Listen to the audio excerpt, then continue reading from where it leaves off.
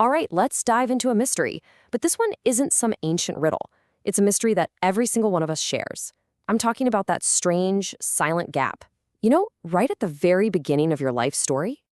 No, seriously, think about it. Have you ever tried to, really tried to go back as far as you can to find that one very first concrete memory that you can say, yep, that's mine. That's where my story starts. And if you've done that, chances are you hit a wall, right? Just this weird, fuzzy, blank space where your story is supposed to kick off.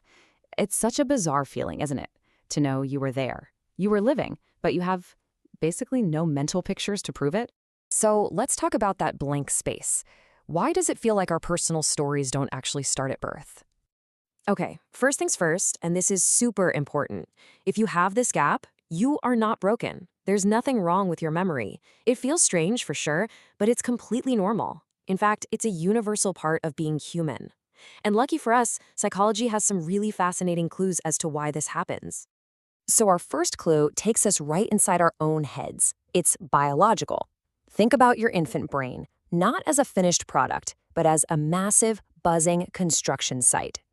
Your brain was taking everything in, all the sights, the sounds, the feelings, but the parts of your brain that handle long-term memory, let's call it the brain's recording equipment, well, it just wasn't fully active yet. The save button wasn't really working. So it's not that nothing happened, it's just that none of it was being recorded for the long haul. I mean, look at the developing brain's to-do list. It was all about survival. Number 1, learn to walk. Number 2, recognize faces. Number 3, understand emotions. These were the absolute top priorities. And storing memories for you to look back on 30 years later? That was way, way down the list. Your brain was building you, not building your personal photo album. All right, so that's the hardware problem. But now we've got clue number 2, and this one is all about language. Or, more accurately, the lack of it. A great way to think about your mind before you could talk is like a library, but a library with no catalog system.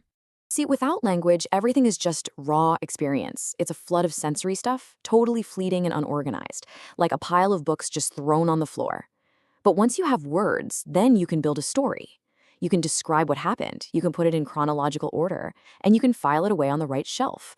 Language is the catalog system that turns a jumble of experiences into a lasting, findable memory. So, okay, we've got an unfinished brain, the hardware wasn't ready, and we've got a library with no catalog, the software wasn't installed.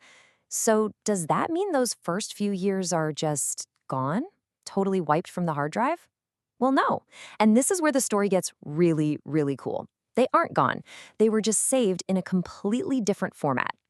And here it is. This is the big reveal.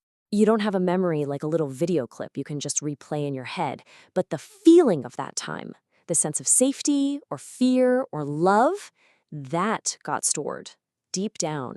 It became the emotional bedrock, the foundation that can shape your reactions and your personality for the rest of your life, often without you having a clue why.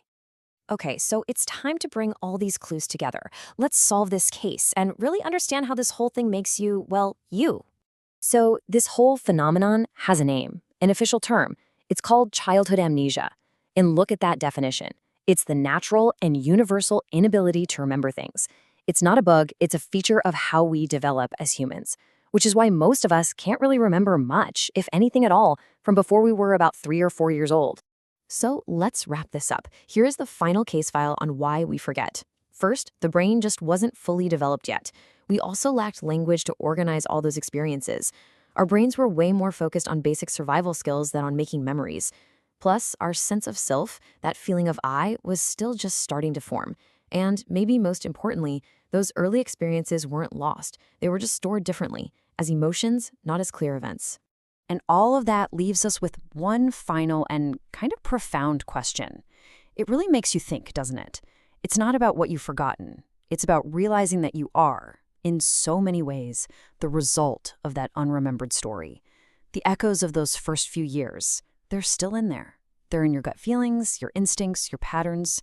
So maybe the real mystery isn't just what happened back then. It's about discovering how all of it shaped the person you are, right here, right now.